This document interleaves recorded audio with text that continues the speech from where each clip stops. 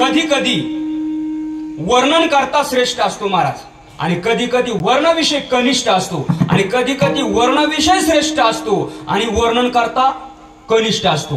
पण या अभंगामध्ये वर्णन करता ही श्रेष्ठ स्वरूपाचा आहे आणि वर्णविषय देखील श्रेष्ठ स्वरूपाचा आहे. आता वास्तविक पाहता महाराज, वर्णनाचे प्रामुख्याने 2 प्रकार सांगितलेले आहेत. किती प्रकार? किती प्रकार? बोलत चला. आपला चालता बोलता कार्यक्रम आहे. कीर्तन झाल्यानंतर आहे त्याच्यामुळे टेन्शन घेऊ नका. वर्णनाचे किती प्रकार आहे महिला वर्ग? 2. कशाचे?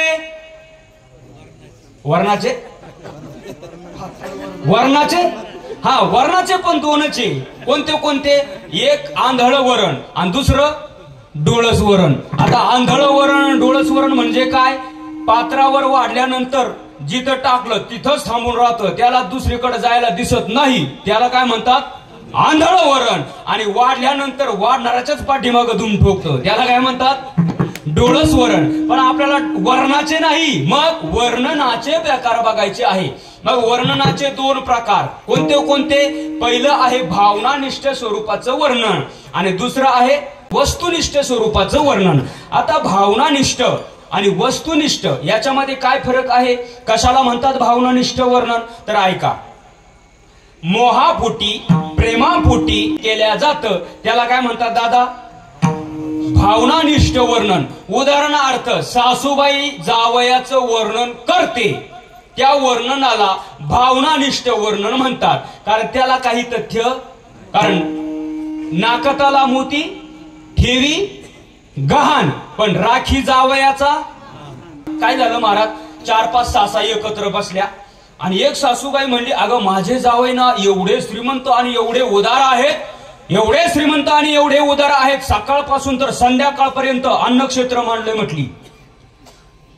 कुणी या, कितीही या, कसेही या, कोणता पदार्थ मागा, श्रीखंड मागा, जिलेबी मागा, बालुशाही मागा, गुलाबजाम मागा, तोंडाला पाणी येऊ देऊ नका, कोणताही पदार्थ मागा, ज्याला जे पाहिजे ते आहे रे. आता ती उठून गेल्यानंतर दुसरीने विचारलं, का ग हिचे जावई खरंच एवढे श्रीमंत एवढे उदार आहे का? ती म्हटली, अगं तिचं काय ऐकते, तिचा जावई हॉटेलमध्ये वेटर आहे.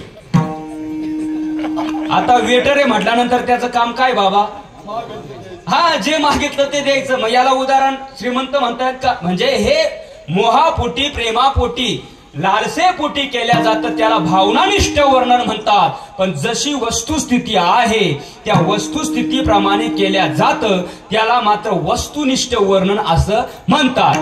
हो महाराज, कधी कधी वर्णन करता श्रेष्ठ असतो तर वर्णविषय कनिष्ठ असतो, आणि कधी कधी वर्णविषय श्रेष्ठ असतो तर वर्णन करता कनिष्ठ असतो. पण या अभंगामध्ये वर्णन करता ही श्रेष्ठ आहे आणि वर्णविषय देखील श्रेष्ठ आहे. आणि या योगाला सुवर्ण कांचन किंवा दुग्ध शर्करा योग असं म्हणतात महाराज. कारण तुम्ही बघा महाराज, कधी कधी स्त्री सौंदर्यवान असते, अतिशय सुंदर स्वरूपवान स्त्री असते, गोरी पान असते, नाकी डोळी छान असते, पण ज्या स्त्रीच्या नाकामध्ये जी नथनी घालायची आहे ती मात्र लोखंडाची. बाबा आता तिच्या सौंदर्याची या ठिकाणी काय आहे? विटंबना आहे ना महाराज. लोखंडाची नथनी नाकामध्ये घातल्यानंतर तिच्या सौंदर्याची विटंबना आहे. म्हणजे स्त्री स्वरूपवान असते पण अलंकार मात्र लोखंडाचे असतात, चांगले नसतात. कधी कधी याच्या उलट असते. काय? अतिशय सुंदर सोन्याची नथनी आहे, हिरे माणिक मोती मोहरांनी मढवलेली नथनी आहे, पण ज्या स्त्रीच्या नाकात घालायची त्या स्त्रीला नाकाचाच पत्ता नाही. नाक नाही देणे वाया गेली, नाक नाही देणे वाया गेली. काय करावी ती 32 लक्षणे, नाक नाही देणे वाया गेली.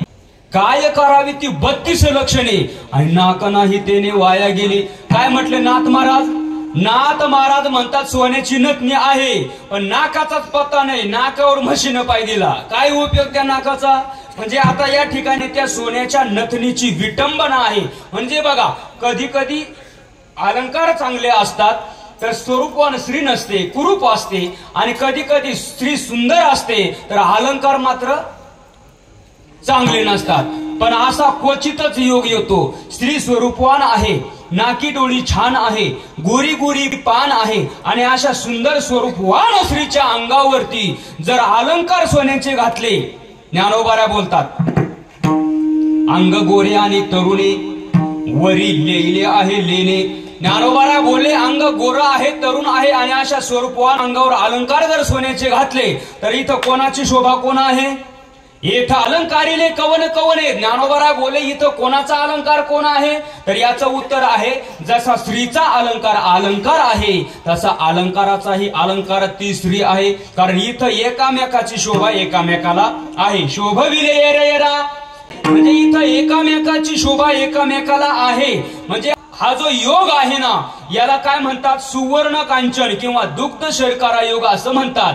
त्याप्रमाणे या अभंगामध्ये सुद्धा वर्णन करताही श्रेष्ठ स्वरूपाचा आहे आणि वर्ण विषय देखील श्रेष्ठ स्वरूपाचा आहे. मग वर्ण विषय कोण आहे? वर्ण विषय आहे भगवान श्री शंकर परमात्मा. कोण आहे भगवान शंकर? देवादिदेव महादेव. देवादिदेव महादेव म्हणजे हे वर्ण विषय आहे. आणि वर्णन करते कोण आहे? कर्तुम कर्तुम अन्यथा कर्तुम शक्तिशाली असलेल्या भगवान परमात्म्याने ज्या नाथ बाबांच्या घरी 10 नाही 20 नाही 30 नाही तर तब्बल 36 वर्ष श्रीखंड्या नावाच्या गड्याच्या रूपाने वाटेल ते काम करावे. काय काम केले हो? श्रीखंड्या चंडाल उगालो निकाले, श्रीखंड्या चंडाल उगालो निकाले,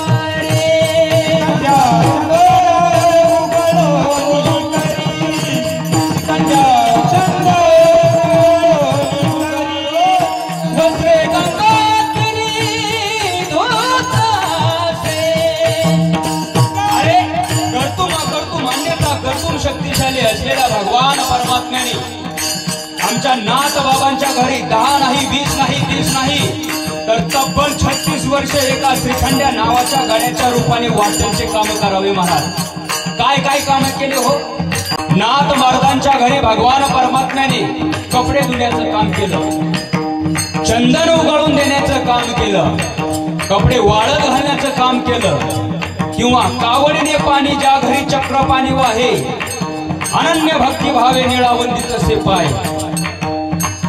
असे अनेक काम आमच्या शांती ब्रह्म एकनाथ महाराजांच्या घरी ज्या भगवान परमात्म्याने केले. महाराज एवढंच काय तर आता पाठीमागे त्यांची जयंती होऊन गेली ना महाराज, हे भगवान दत्तात्रय काय काम केलं? भगवान दत्तात्रयांनी नाथ बाबांच्या दारावरती चोपदारीचं काम केलं. महाराज दत्त चोपदारी करीत असे, निळा म्हणे देव राबे ज्याचे घरी आणि दत्त चोपदारी करीत असे. असा अधिकार संपन्न असलेल्या शांती ब्रह्म एकनाथ महाराज या अभंगामध्ये भगवान शिवशंकर परमात्म्याचं वर्णन करतात. आणि वर्णन करत असताना पहिलं विशेषण देतात. कोणतं? अभंगाचं पहिलं शिव शिव